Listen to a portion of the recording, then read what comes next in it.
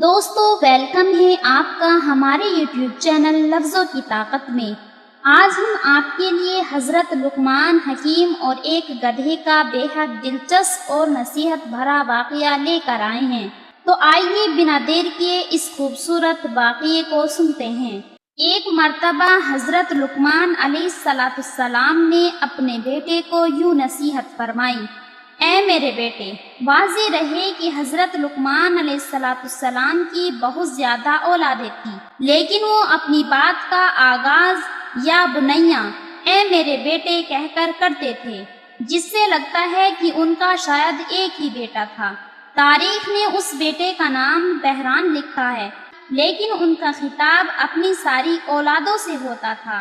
چنانچہ انہوں نے اپنے بیٹے سے کہا: اے میرے بیٹے، اپنے دل کو لوگوں کی خوشنودی اور ان کی تعریف و تقریب سے وابستہ مت کرو، کیونکہ ایسی کوئی بھی چیز کوشش کے باوجود انسان کے ہاتھ میں نہیں آتی۔ بیٹے نے کہا کہ میں چاہتا ہوں اس بارے میں کوئی عملی نمونہ اپنی آنکھوں سے دیکھوں، تاکہ آپ کی نصیحت کو بہتر طور پر سمجھ سکوں۔ حضرت لقمان علیہ السلام نے فرمایا: اٹھو، گھر سے باہر میرے ساتھ چلو، تاکہ میں اپنا موضوع سمجھا سکوں۔ حضرت لقمان علیہ السلام اور ان کے بیٹے دونوں گھر سے نکلے، ساتھ میں ایک گدھا بھی لیا۔ جناب لقمان علیہ السلام اس گدھے پر سوار ہوئے اور بیٹا پیدل پیدل ان کے پیچھے روانہ ہوا۔ وہ چلتے چلتے ایک بستی سے گزرے۔ وہاں کے لوگوں نے یہ منظر دیکھا تو کہا: اس بوڑھے کو دیکھو، کتنا سنگ دل ہے، خود تو گدھے پہ سوار ہے اور بیٹا پیچھے پیچھے چل رہا ہے، کتنا غلط کر رہا ہے۔ حضرت لقمان علیہ السلام نے اپنے بیٹے سے کہا: کیا تم نے ان لوگوں کی بات سنی ہے؟ بیٹے نے کہا: جی ہاں۔ حضرت لقمان علیہ السلام نے کہا: اب میں پیدل چلوں گا اور تم گدھے پر سوار ہو جاؤ۔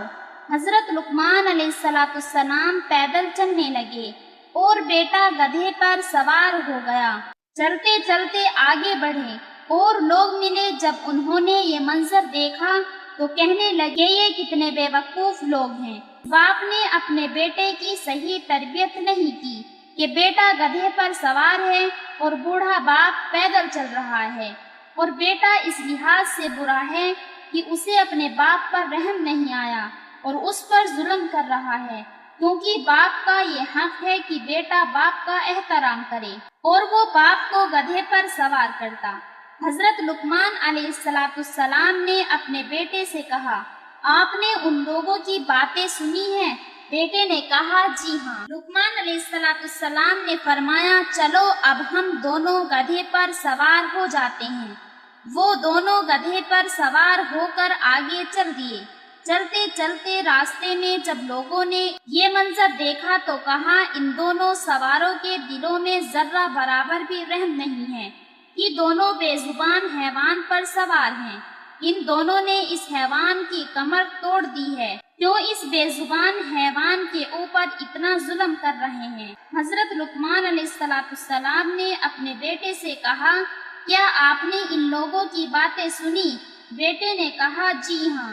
حضرت لقمان علیہ السلام نے فرمایا: چلو اس بار ہم دونوں گدھے کے پیچھے پیدل چلتے ہیں۔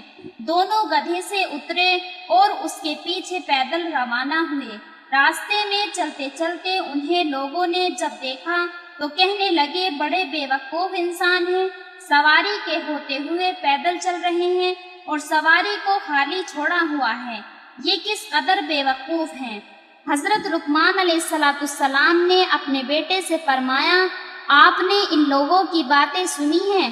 بیٹے نے کہا: جی ہاں۔ حضرت لقمان علیہ السلام نے فرمایا: کیا لوگوں کو راضی کرنے کے لیے اس کے علاوہ اور کوئی چارہ ہے؟